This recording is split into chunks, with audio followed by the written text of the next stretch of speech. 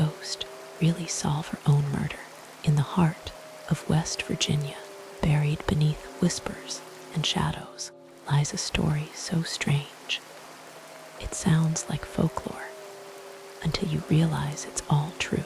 This is the chilling tale of Zona Heaster Shue, the only known case in U.S. history where the testimony of a ghost led to a man's conviction for murder. This is the ghost of Greenbrier, the spirit who solved her own murder. Chapter 1. A quiet town with a dark secret. The year was 1897, and the town of Greenbrier County, West Virginia, was a quiet, rural place. The mountains were thick with trees, the valleys bathed in mist, and life moved slowly.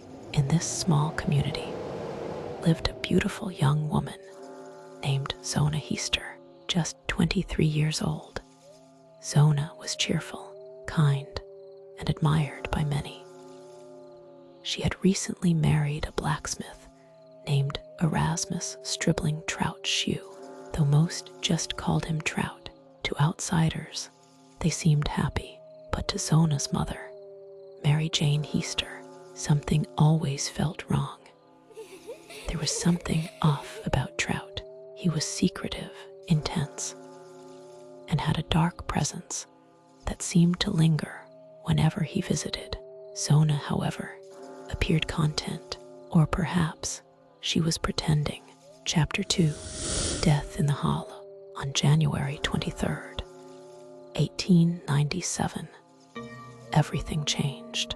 A local boy, who often ran errands for Trout, arrived at the Shue home. As he stepped through the door, what he saw would haunt him for the rest of his life. Zona's lifeless body was lying at the bottom of the stairs, her arms straight at her sides, her legs stretched out, eyes wide open and glassy. She was dead. The boy ran to get help. Trout was called, and he reacted strangely upon arriving. He cradled Zona's body, sobbing uncontrollably, refusing to let anyone near her. By the time Dr. George Knapp arrived to examine the body, Trout had already dressed Zona in her best high-necked gown and scarf, something unusual, even inappropriate. In those days, it was the women of the community who prepared the body for burial, not the husband. Dr. Knapp could hardly examine her. Every time he tried to touch Zona, Trout would wail louder, scream, and hold her tighter. Eventually, the doctor gave up. He noted only that Zona had died from childbirth complications, though there was no sign she had even been pregnant. Zona was buried quietly. But for Mary Jane, her daughter's death didn't feel natural. It felt evil. Chapter 3. The Visit from the Grave.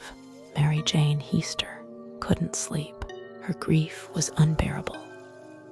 But worse than that was the gnawing feeling that her daughter's death had been no accident. Zona had never mentioned being sick, and why had Trout acted so strangely? She prayed desperately, night after night, pleading for answers. And then, on the fourth night, something happened. Zona came back in the dead of night.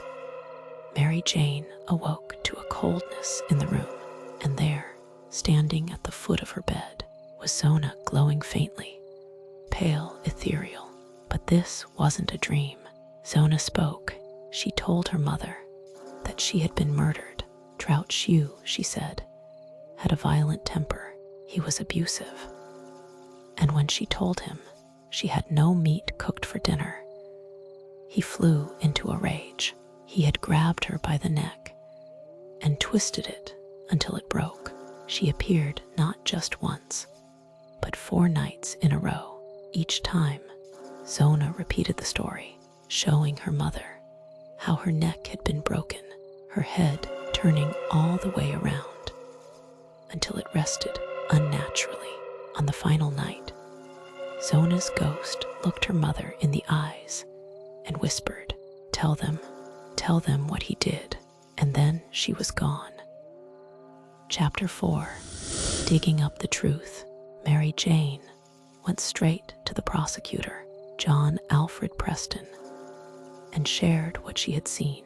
At first, he was skeptical a ghost, but Mary Jane was insistent, and her passion stirred something in him. Preston began to investigate. He spoke to Dr. Knapp, who admitted he had never fully examined Zona's body. That was unusual. Even more concerning were rumors around Trout Shue's past. Turns out, he'd been married twice before, and both marriages had ended badly. One wife had died mysteriously, and another had accused him of abuse. With rising suspicion, Preston ordered Zona's body to be exhumed for a proper autopsy. 3 doctors, including Dr. Knapp, examined the corpse, and what they found sent chills down their spines. Zona's neck had been broken, her windpipe was crushed, her vertebrae were shattered between the first and second joint, just as her ghost had claimed. Chapter 5. The trial of the century. Erasmus Shue was arrested and put on trial for murder in June 1897. The courtroom was packed. The prosecution laid out their case, including his violent past, his odd behavior, and most importantly, the broken neck. But the defense made a bold move. They called Mary Jane Heaster to the stand, hoping to discredit her by forcing her to tell the jury about her ghostly visions. They expected laughter, mockery, doubt, but instead, the courtroom fell dead silent. Mary Jane spoke with unwavering certainty. She told the jury about her prayers, about Zona's visits, about the turning of the head. She was calm, composed, and deeply sincere, and in that moment, no one laughed. In fact, many jurors later admitted that her testimony convinced them more than anything else. After only an hour of deliberation, the jury found Erasmus Shue guilty of first-degree murder. He was sentenced to life in prison, though he died just a few years later behind bars. Chapter 6. A spirit at peace. Zona was finally at rest.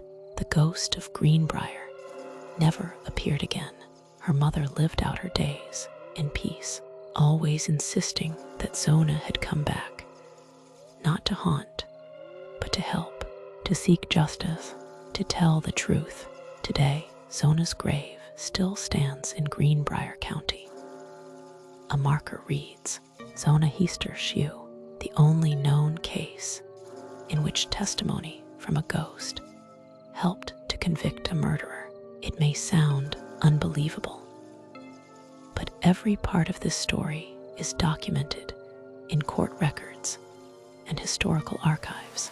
Was it a hallucination, a desperate mother's grief, or was it proof that some spirits don't rest until justice is done? If there's one thing we've learned from the Greenbrier ghost, it's this: the dead may be silent, but sometimes they still have something to say, especially when the truth has been buried.